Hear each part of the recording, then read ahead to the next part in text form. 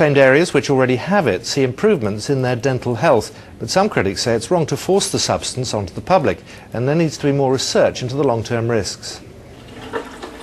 6 million people already have fluoride added to their tap water in England, mainly in the North East and Midlands. But the government wants that to increase. It'll urge health authorities, particularly in deprived areas, to consider adding it to reduce tooth decay. I think it's absolutely right that you have a local debate, that in areas, in Birmingham for instance, they've had fluoridated water. Every time the public hear the arguments, they overwhelmingly go for fluoridisation.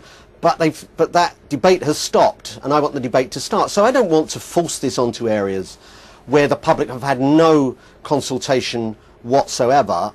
I just want that debate to start, and we've also put aside £42 million to cover the capital costs for strategic health authorities who go down this route. Rather than spend all day on this, I just thought I would mention it to you. I mean, I know most of you out there watching know that sodium fluoride and stannous fluoride is very dangerous. I know most of you know aspartame is dangerous. But do you care enough about yourself and your family to start filtering your water properly? You know, most filters don't cut out fluoride. You need to find out which ones do. Did you know that aspartame is in 9,000? Those numbers were a few years old. I'm told it's even more now, but upwards of 10,000, over 9,000 different foods. Do you care enough about your children to start reading what's on the package? I mean, can you do that for your family? Or, since you heard Rush Limbaugh and read a few news articles joking about crazy tinfoil hat people that are scared of fluoride and scary tinfoil hat people that say aspartame is bad. You know, we warned you for many years that mercury in the vaccines was very dangerous. And then 2 years ago they said, don't worry, we've taken the mercury out. That's not true. We have the Associated Press on my websites admitting they actually increased the mercury level in most of the vaccines. And then we got the CDC documents from 2000 declassified. That is, Dan Burton's committee was able to get them in 2003. And since then it's broken, where it's the minutes of the top CDC scientist saying, my God, this mercury's brain damaged millions of people. I'm not going to let my children or my grandchildren take vaccines. I'm not going to do it.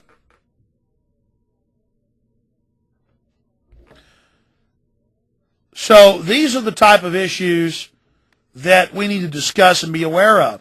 I mean, you don't have to believe me, but your health is at peril. We had one child out of 25,000 22 years ago. One child out of 25,000 a few decades ago had autism. Now it's one child out of 168. And that is an overdiagnosis. When I was a child, I didn't know what autism was. I never saw an autistic child. Today, most public schools have entire warehouses, entire classrooms where they warehouse these children, where they literally stack them up. There, you see autistic children at the mall. You see them in movie theaters, and so many prominent people, well-known billionaires and members of Congress, their grandchildren, their children are fine, happy, playing, catching the ball at 18 months, climbing on the jungle gym. They go get their last round of shots, their 35th and 37th and 40th shot, and they have a seizure and then are doing this forever. It's because it builds up and burns through the cerebral cortex. So this is admitted, and my question to you is, do you care? Do you want to be involved?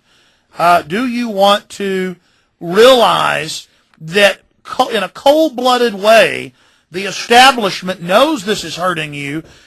They knew it was hurting you when they approved it. They knew serotonin reuptake inhibitors, when they approved them, caused massive increases in suicide and were very toxic to the body. They knew when they approved aspartame that it was very toxic to the body. They knew when they had the toxic waste fluoride and its different derivatives of fluoride that they were going to put it in the water and it would be toxic and make you more docile.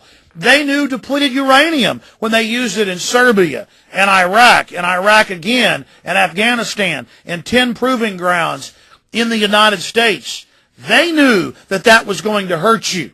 They knew that that was going to hurt the troops, and they still do it. Here's the Associated Press article, and then I'll get into the terror news. Harvard professor investigated in fluoride research flap. Harvard University is investigating an allegation that a dentistry professor downplayed research showing an increased risk of bone cancer for boys who drink fluoridated tap water. And he did a National Institute of Environmental Health Sciences study from 1992 until 1999. And it only showed a slight increase in boys that drink fluoridated water in bone cancer. But now his own graduate students have gone public who supervised and did the study and are saying that he knowingly falsified the fact that it actually caused a massive increase in the bone cancers. Douglas's 92-99 study, but Elsie Basson, a doctoral student with Douglas supervised, reported in her 2001 thesis that boys who drank fluoride water appeared to have an increased risk of developing the bone cancer.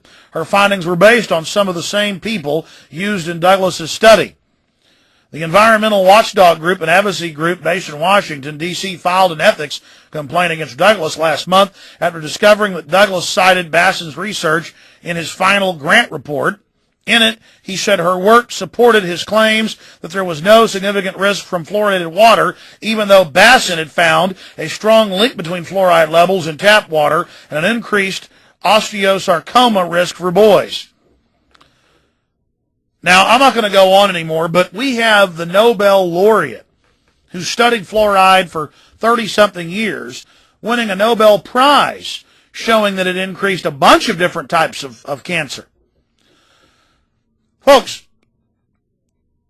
the head dentist, who's also has several other doctorates, he was the head dentist, for the government in Canada. 12 years ago, he was instrumental in calling people kooks and calling people liars and saying that it didn't, that fluoride's good for your teeth. Last year, and I've since interviewed him, he went public and said, I apologize. I'm totally wrong. I meant good calcium fluoride in toothpaste. I'm so sorry, I was wrong. They're putting toxic waste in our water. They're taking the stuff from the aluminum plants and from the fertilizer plants mixed with a cocktail of other deadly substances, calling it stannous fluoride, and putting it in our water. And my God, I've seen all the studies. This stuff is deadly. And industry has simply lobbied us so they can sell us a toxic waste rather than have to store this toxic waste. It's the same thing. DU is a toxic waste from nuclear power plant production rods, from producing the rods. What do? In the 70s, they say, man, this stuff shoots through tanks great, or this stuff's great for armor, for body armor. We'll just put it in the munitions. And then the Army studies it in the 1980s and goes, this stuff is deadly radioactive, heavy metal. It goes into the lungs. It kills people. We can't use this. They say, we're not going to issue those field manuals to warn the troops. We're going to use this. So this is your government. This is the corporations. This is the establishment. This is what they think of you.